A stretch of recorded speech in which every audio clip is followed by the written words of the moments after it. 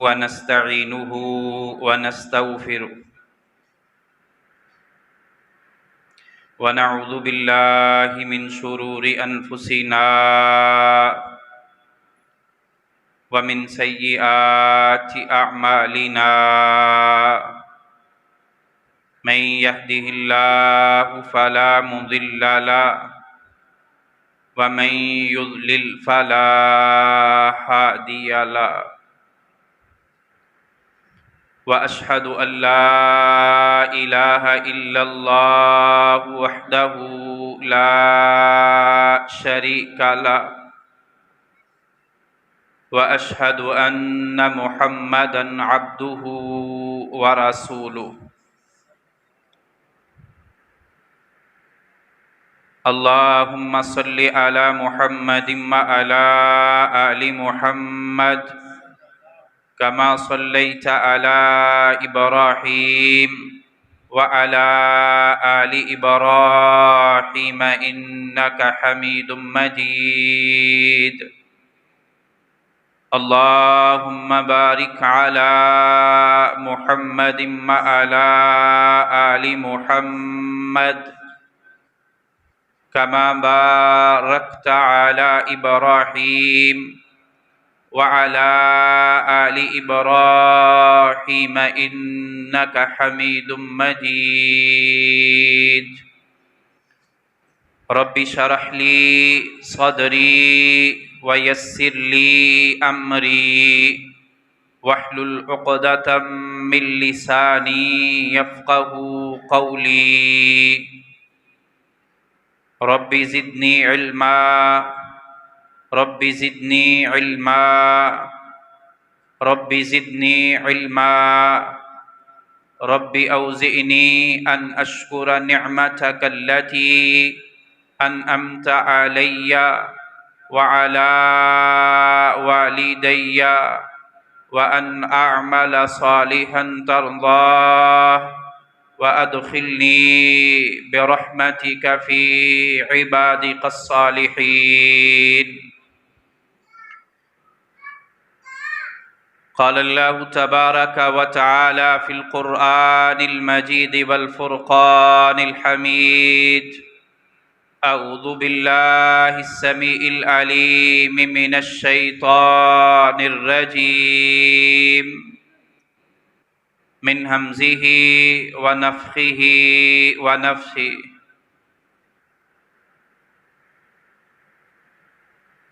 يرفع الله الذين آمنوا منكم والذين أوتوا العلم درجات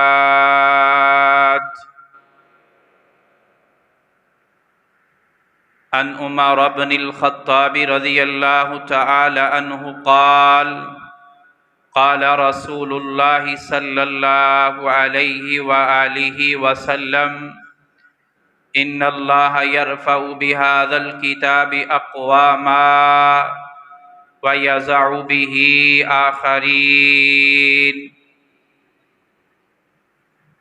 أخرجه البخاري في صحيحه أو كما قال صلى الله عليه وآله وسلم قابل قدر قابل ستائش محترم دوستو عزیز ساتھیوں اور بزرگوں،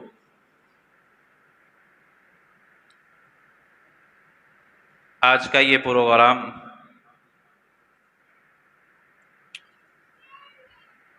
ہدی للناس کے نام سے موسوم ہے۔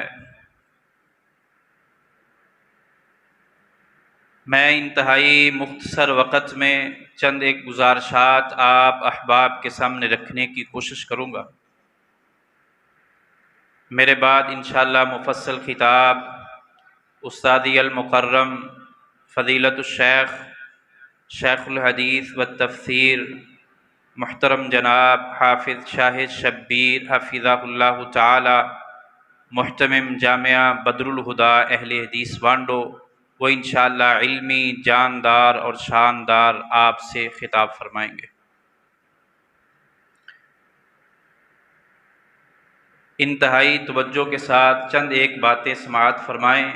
ممکن ہے کہ میرے دل سے نکلی کوئی بات آپ کے دل پہ اثر کر جائے، میری اور آپ کی زندگی میں انقلاب آ جائے اور ہماری دنیاوی اور اخروی زندگی میں کامیابی اور ہم کامیابی اللہ تعالیٰ عطا کر دے، تو یہ بڑی سعادت اور خوش نصیبی کی بات ہے۔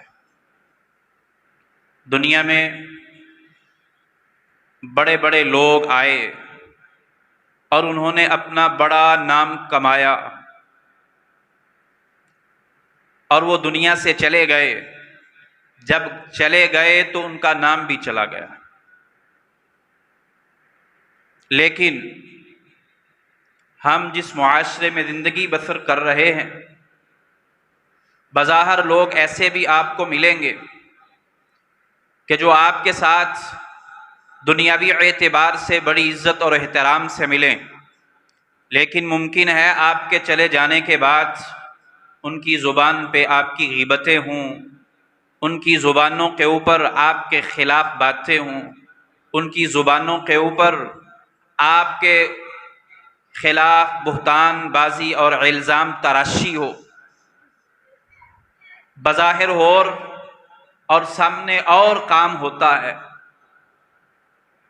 منافقانہ پالیسیاں، منافقانہ رویے، منافقانہ سوچ، منافقانہ کردار، منافقانہ گفتار، یہ عام معاشرے میں پائی جاتی ہے، لیکن ہمارا دین اسلام، نازل ہونے والی کتاب قرآن مجید اور رسول اللہ صلی اللہ علیہ وسلم کے فرامین اور سنن، وہ ہمیں ان ساری باتوں سے دور کر کے ایک اچھا معاشرہ تشکیل دینے کا حکم دیتا ہے کہ ہم بھی اچھے بنیں، ہماری تعلیم بھی اچھی ہو، ہماری سوچ بھی اچھی ہو، ہماری گفتار بھی اچھی ہو، ہمارا اخلاق بھی اچھا ہو اور ہمارا رہن سہن بھی اچھا ہو، ہمارا بول اور قول بھی اچھا ہو، ہمارے رویے بھی اچھے ہوں۔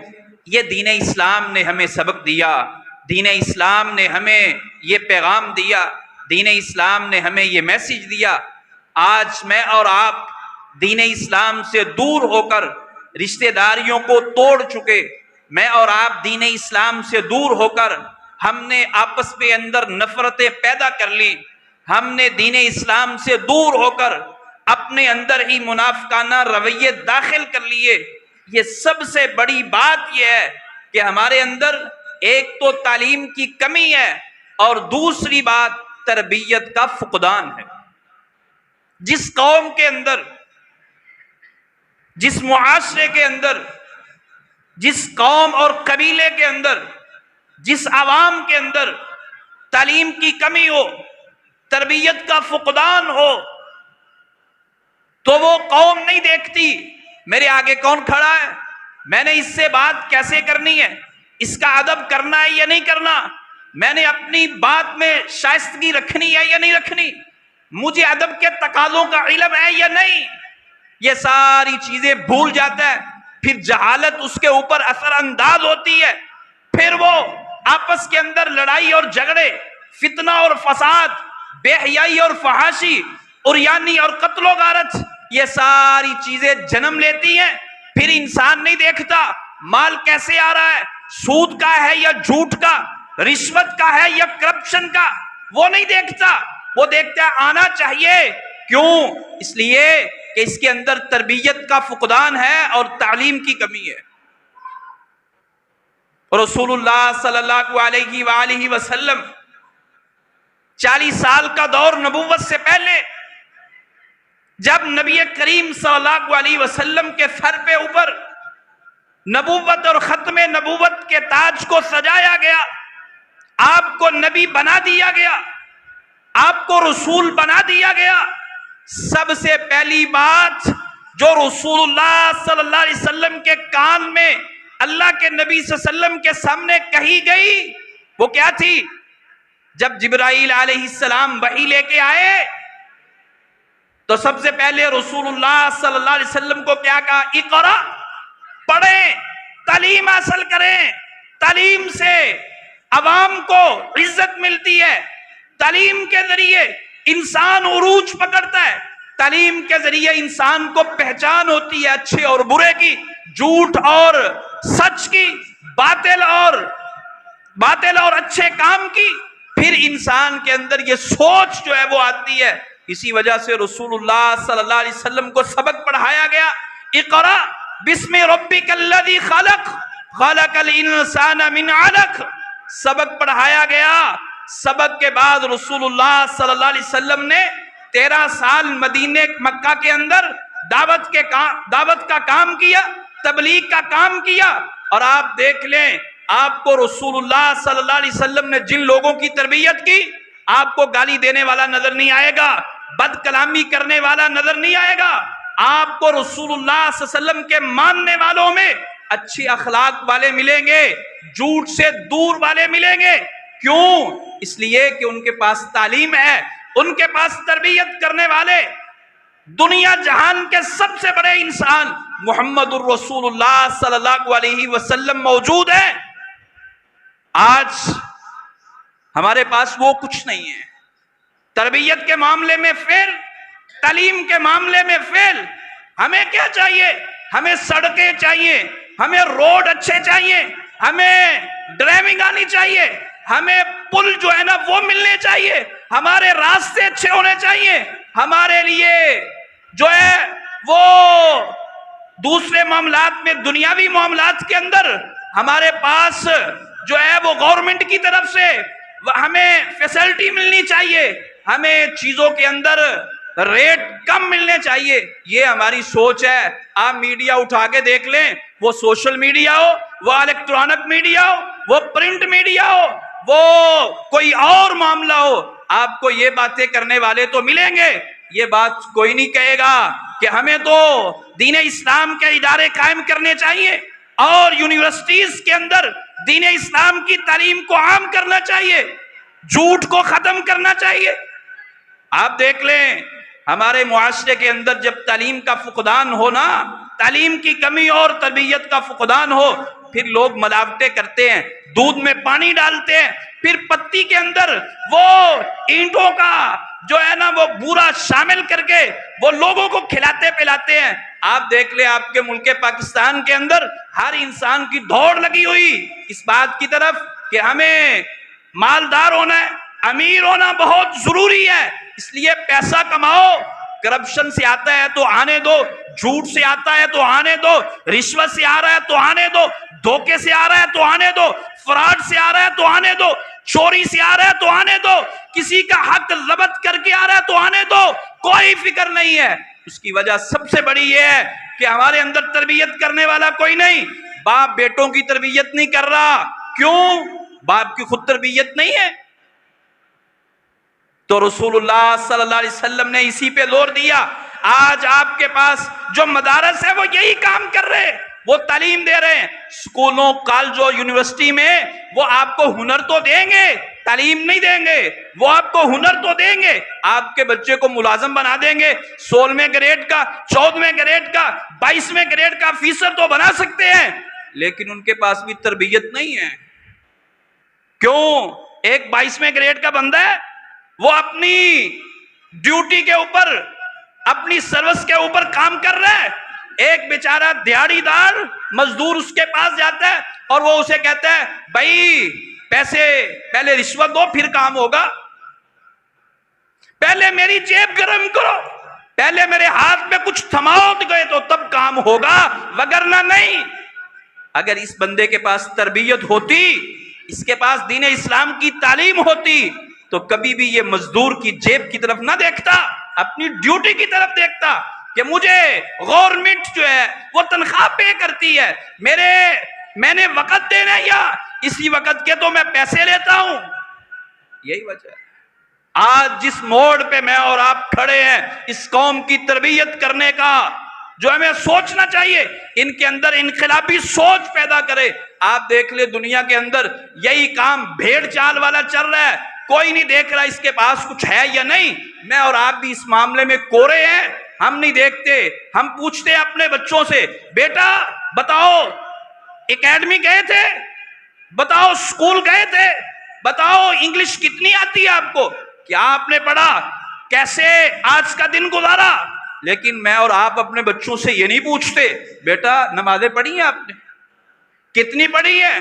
جماعت کے ساتھ پڑھی یا پھر بغیر جماعت کے پڑھی آپ نے؟ پارا پڑھنے کے لیے مسجد میں قاری صاحب کے پاس گئے؟ نہیں، یہ پوچھنے والا ہی کوئی نہیں۔ کاش ہمیں رسول اللہ صلی اللہ علیہ وسلم کے دور کی باتیں یاد آئیں، انہوں نے کیسے محنتیں کی، اپنی جانوں کے نذرانے پیش کیے۔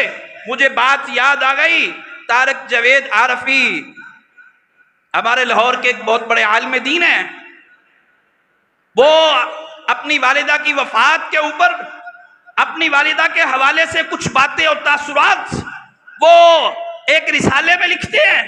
وہ کہتے ہیں کہ جب میری والدہ وفات کے بالکل قریب تھی تو میں اپنی والدہ کے پاس بیٹھا ہوا تھا، تو میری والدہ نے ہماری تربیت بھلا کیسے کی تھی۔ ہمارے باپ ہمارے بچپن میں دنیا سے رخصت ہو چکے تھے، لیکن میری والدہ کے پاس تعلیم تھی، ان کی کسی نے تربیت کی ہوئی تھی کہ جب بھی ہم گھر میں آتے تو سب سے پہلے ہماری والدہ کا سوال یہ ہوتا تھا بیٹا نماز پڑھی ہے یا نہیں پڑھی۔ اگر ہم کہتے پڑھی، پھر دوسرا سوال یہ ہوتا جماعت کے ساتھ پڑھی یا بغیر جماعت کے پڑھی۔ اگر ہم کہتے جماعت کے ساتھ پڑھی تو وہ ہمیں دعائیں دیتی، اور اگر ہم کہتے جماعت کے ساتھ نہیں پڑھی تو پھر ہمیں ڈانٹتی، آپ نے جماعت کو ضائع کیوں کیا ہے۔ اور کہتے اگر ہم نے نہ پڑھی ہوتی نماز تو والدہ کہتی میرے پاس کھانا نہیں ہے آپ کے لیے، پہلے نماز پڑھو پھر کھانا ملے گا۔ اور وہ کہتے ہیں میں اپنی والدہ کے پاس بیٹھا ہوا تھا تو میری والدہ نے آخری وقت یہ کہا بیٹا جب بھی آپ گھر سے باہر نکلتے تھے تو میں آپ کو اللہ کے سپرد کرتی تھی، آج میں دنیا سے جا رہی ہوں تو آپ نے بھی مجھے اللہ کے سپرد کرنا ہے۔ بتاؤ وہ اولاد پھر اپنے ماں باپ کے لیے دعائیں کرے گی یا نہیں کرے گی؟ تو پھر اگر انسان کے پاس دین اسلام کی تعلیم نہ ہو، تربیت کا فقدان ہو، پھر بلا کیا ہوتا ہے؟ یہ ایک MBBS ڈاکٹر کا واقعہ بڑا معروف ہے کہ وہ اپنے باپ کی وفات کے بعد جب وہ ہسپتال سے گھر آیا تو دیکھا رونا شروع کر دیا، اور اس کے دوست احباب آئے، کہا خاموش ہو جاؤ، بڑا ہو، صبر کرو، حوصلہ کرو۔ کیا ہوا؟ یہ تو ایک دنیا کا نظام ہے، جو آیا ہے اس نے جانا ہے، آپ پریشان کیوں ہو رہے ہو؟ ٹھیک ہے لیکن اتنا رونا اچھا نہیں ہے، آپ اپنی آواز کو تو کنٹرول میں رکھیں۔ کہتا ہے میں اپنے باپ کی جدائی پہ نہیں رو رہا، میں اس بات پہ رو رہا ہوں لاکھوں روپیہ لگا کے میرے باپ نے مجھے ڈاکٹر تو بتا دیا، لیکن آج میرے پاس ایسے الفاظ نہیں ہے کہ میں اپنے باپ کو جنازے میں اللہ سے کیا مانگ کے اس کو بخش مانگوں، مجھے دعائیں نہیں آتی۔ تعلیم کی کمی اور تربیت کا فقدان آیا۔ آپ دیکھیں صحابہ کرام رضوان اللہ علیہم اجمعین کی سیرت کو، رسول اللہ صلی اللہ علیہ وسلم کے معاملات کو، لقد من اللہ علی المؤمنین اذ بعث فیہم رسولا من انفسکم یتلو علیکم آیاتہ ویزکیکم، وہی فرمایا کہ آپ پہ اللہ نے بہت بڑا احسان کیا ہے، اس احسان کا یہ نتیجہ ہے کہ وہ نبی آپ کو کتاب و حکمت کی باتیں سکھانے کے لیے، آپ کا تزکیہ نفس کرنے کے لیے، آپ کو شرک کی غلاظتوں سے پاک کرنے کے لیے، سنت کی چیزیں آپ کے چہرے پہ سجانے کے لیے، آپ کا ماحول محمدی بنانے کے لیے، اور بے حیائی اور فحاشی اور عریانی سے آپ کے گھروں کو، آپ کی مجلس کو اور آپ کے ماحول کو پاک کرنے کے لیے آئے۔ آج یہ ساری چیزیں یہ بچے کو پتہ ہے، ہمارے معاشرے میں ان چیزوں کا علم ہے کہ یہ بچہ موبائل کیسے چلائے گا۔ ہمارے گھر میں کیبل اور ڈش کے کنیکشن موجود ہیں، لیکن یہ موجود نہیں ہے کہ بیٹا ترجمہ کیسے پڑھنا ہے، آپ کو ترجمہ آتا بھی ہے یا نہیں، آپ کو دین اسلام کا علم بھی ہے یا نہیں۔ اس لیے محترم بھائیوں، آج مجھے اور آپ کو یہ سوچ پیدا کرنی ہے، اپنے ماحول کو بدلیں، اپنے معاشرے میں تبدیلی لائیں، انقلابی سوچ رکھیں۔ جب انقلابی سوچ ہوگی پھر معاشرے جو ہیں وہ ترتیب دیے جاتے ہیں، اور جب تک ہمارے معاشرے میں تربیت نہیں آئے گی، تعلیم عام نہیں ہوگی، تب تک ہمارا حال یہی رہے گا۔ یہ صدیوں بعد ایسے لیڈر پیدا ہوتے ہیں جو انقلابی سوچ لوگوں کو دیتے ہیں۔ آج ہمارے اہل الحدیث کے اندر بھی ایسا فقدان ہے کہ ہم تربیت سے بھی کورے ہیں اور تعلیم کی کمی سے بھی کورے ہیں۔ ہم دین کی باتیں سننا جو ہے بہت اچھا تصور نہیں کرتے، اپنے کام کاج، دنیا کے معاملات، دنیا کے حالات، دنیا کے واقعات، اس پہ توجہ ہے ہماری بڑی گہری۔ ہم دیکھتے ہیں 8 بجے ٹاک شو ہوگا، اس کو دیکھنا ہے، فلاں اینکر کیا کہتے ہیں، آج ملک کے حالات کیا ہیں، آج ملک کی اپوزیشن اور گورنمنٹ کس بیٹھ رہی ہے، یہ اونٹ کس کروٹ بیٹھے گا، یہ باری سوچیں ہمارے اندر، ہمارے ذہنوں کے اندر گھومتی ہیں۔ کبھی سوچا آج میں نے ایک پارہ قرآن مجید کا تلاوت کیا یا نہیں، اللہ کے قرآن کی ایک آیت کو سمجھا یا نہیں، ہم نے دین اسلام کی تبلیغ کے لیے کون سا کام کیا ہے؟ یہ علماء کرام کی ذمہ داری نہیں، یہ دعوت کا کام کرنا یہ ہر ایک آدمی کی ذمہ داری ہے۔ کنتم خیر امہ اخرجت للناس تعمرون بالمعروف وتنہون عن المنکر، یہ امت مسلمہ سب لوگوں کی ذمہ داری ہے، آپ سب بیٹھنے والوں کی بھی ذمہ داری ہے، برائی سے روکیں، نیکی کا حکم دیں۔ تو کتنے لوگوں کو نماز کی دعوت دی، کتنے لوگوں کو جھوٹ سے باز رہنے کا درس دیا، یہ ہماری ذمہ داری ہے۔ کل ہم سے پوچھا جائے گا، قبر میں یہ سوال ہوں گے، من ربو کا، ما دینوں کا، من نبیوں کا، یہ ہم سے سوال ہوں گے۔ اگر ہمیں اللہ کی توحید کا علم نہ ہوا، نبی کی سنن کا علم نہ ہوا، اگر ہمیں اپنے دین کی الف سے بے کا نام کا علم نہیں ہوگا، تو پھر یاد رکھیے گا دنیا کی جتنی مرضی ڈگریاں حاصل کر لو، پھر قبر میں آپ کے سوال جو اللہ کی طرف سے آئیں گے ان کا جواب نہیں بن پائے گا آپ سے۔ رسول اللہ صلی اللہ علیہ وسلم نے لوگوں کے اوپر محنت کی، لوگوں کے دلوں کے اوپر محنت کی، ان کو تقوی سکھایا۔ وہ کیسے والا 13 سال مکہ کے اندر زندگی گزاری، دعوت کے کام میں، لوگوں سے گالیاں بھی سنی، لوگوں نے برا بھلا بھی کہا، نام بھی بگاڑے، سب کچھ کہا۔ 3 سال شیب ابی طالب میں بھی قید رہے، سارے ظلم برداشت کر لیے دعوت کے لیے، تبلیغ کے لیے، لیکن اپنے کام سے نہیں ہٹے۔ کیوں؟ وہ سمجھتے تھے میں نے ایک معاشرہ قائم کرنا ہے، میں نے لوگوں کو انقلابی سوچ دینی ہے، میں نے ایک معاشرے کی تعمیر کی ذمہ داری اللہ نے میرے کندھوں پہ ڈالی ہے۔ آج ہم اس سب کو چھوڑ چکے ہیں۔ رسول اللہ صلی اللہ علیہ وآلہ وسلم پھر 10 سال 13 سال کے بعد مدینہ المنورہ چلے گئے، وہاں بھی یہی کام کیا، دعوت والا، جہاد والا، لوگوں کو نماز کی ترغیب دی، دین اسلام کا حکم دیا، لوگ اسلام کو قبول کرنے کے لیے آئے، لیکن انہوں نے قربانیاں پیش کی۔ کبھی بدر کا میدان سجا، کبھی احد کا سجا، کبھی خندق کا سجا، کبھی فتح مکہ ہوا، کبھی حنین ہوا، کبھی تبوک ہوا، یہ سارے مارکے، یہ ساری جنگیں، یہ سارے غزوات، وہاں مسلمانوں کی کئی بہت ساری تعداد کو شہادت کے منصب پہ فائز کیا گیا۔ اس کی کیا وجہ تھی؟ اگر ہم نے یہی کام کرنے تھے، اس کی وجہ تھی ایک معاشرے کو اچھا اخلاق دیا جائے، ایک معاشرے کو اچھے نوجوان دیے جائیں۔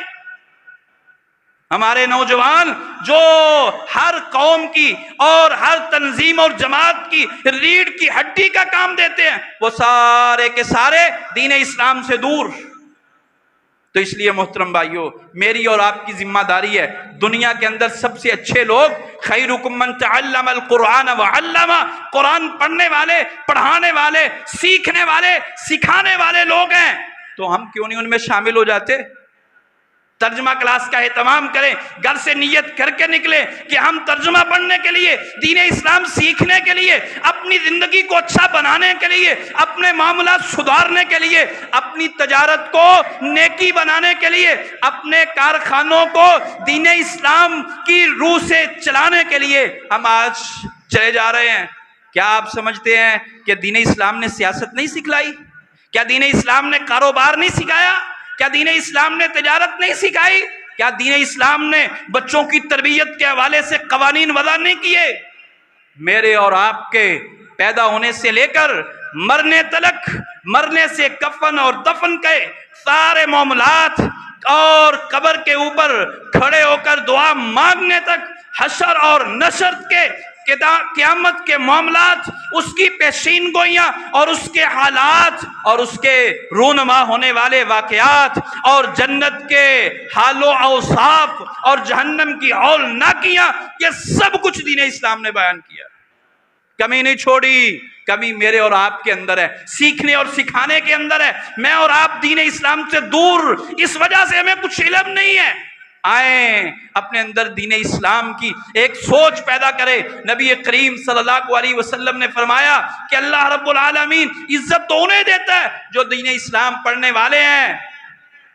آپ کے ہاں، آپ کے معاشرے کے اندر، کاموں کی شہر اور سٹی کے اندر ممکن ہے کوئی ایم پی آپ کے پاس آئے، آپ اس کو پروٹوکول دیں، لیکن اس کے چلے جانے کے بعد آپ کی زبان پہ اچھے الفاظ نہیں ہوں گے۔ لیکن دین اسلام پڑھنے والا، دین اسلام کا تربیت یافتہ اور دین اسلام کی تعلیم کو، قرآن کو اپنے سینے میں رکھنے والا، وہ انسان آپ اس کے پاس ہوں یا وہ آپ سے چلا جائے، پھر بھی آپ کے دل کے اندر اس کا احترام اور عزت اور ادب، اور آپ کے پاس اس کے حوالے سے اچھے الفاظ ہوں گے۔ تو پھر برکت کس چیز میں ہوئی؟ میں اور آپ کیوں دور جا رہے ہیں؟ یہ دنیا کی زندگی چند دن کی گزر جائے گی، لیکن ہمیں دین اسلام کی ساری چیزوں کا اس وقت پتہ چلے گا جب مجھے اور آپ کو قبر کے اندر اتار دیا جائے گا، جب اس کے اوپر تختے اور سلیپیں رکھ کے مٹی ڈال دی جائے گی، منکر و نکیر ہوا کے ہمیں اٹھائیں گے، پھر ہمیں پتا چلے گا کہ ہم نے تو دنیا والوں سے پل اور سڑکیں مانگی تھی، ہمیں تو تعلیم اور تربیت مانگنی چاہیے تھی۔ اس لیے محترم بھائیو، آئیں میں اور آپ اپنے دل کے اندر یاد رکھیے، یہ اصل میں کام گورنمنٹ کا ہے، یہ حکومتوں کا کام ہے، یہ بڑی بڑی جماعتوں کا کام ہے۔ جب جماعتیں وہ کام نہ کر رہی ہوں، جب تنظیمیں وہ کام نہ کر رہی ہوں، جب وہ ادارے اور گورنمنٹ وہ کام نہ کر رہی ہو، پھر جس طرح ہم انفرادی طور پہ نماز کا اہتمام کرتے ہیں، انفرادی طور پر زکوٰۃ کا اہتمام کرتے ہیں، جس طرح انفرادی طور پر ہم عشر کا اہتمام کرتے ہیں، اسی طرح ہم انفرادی طور پر اپنے گھروں کے اندر انقلابی سوچ اپنے بچوں کو دیں، تعلیمی کمی جو ہے وہ اس کو دور کرے، تربیت اپنے بچوں کو دیں، ان کو بڑا بنانے کے لیے، دین اسلام کا عالم بنانے کے لیے، اور لوگوں کی تربیت کرنے والا اور لوگوں کی اصلاح کرنے والا، رہنمائی کرنے والا لیڈر اور قائد بنانے کے لیے میری اور آپ کی ذمہ داری ہے کہ ہم اپنے بچوں سے یہ کام سٹارٹ کریں۔